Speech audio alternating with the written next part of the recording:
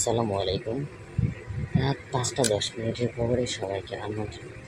খবর পড়ছি আমি তিতলি খান। এই মুহূর্তের তাজা খবর।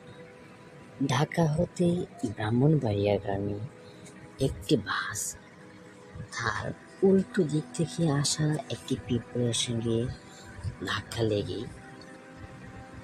বাসটি উল্টে যায়।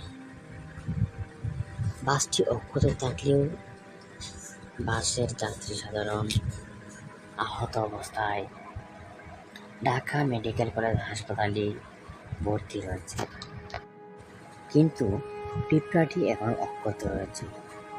পিঁপড়াটি চলছে দানবের মতো। সে তার নিজ গন্তব্যে যাওয়ার জন্য ছুটে চলেছে। এদিকে বাসটি উদ্ধার করেছে বাংলাদেশ ফায়ার সার্ভিসের 50টি ইউনিট। এবার খেলার খবর। ফুটবল খেলায় প্লেয়ারগণ খেলতে নেমে বল ভেঙে চুরে চলে যায় পাশের বাড়িতে।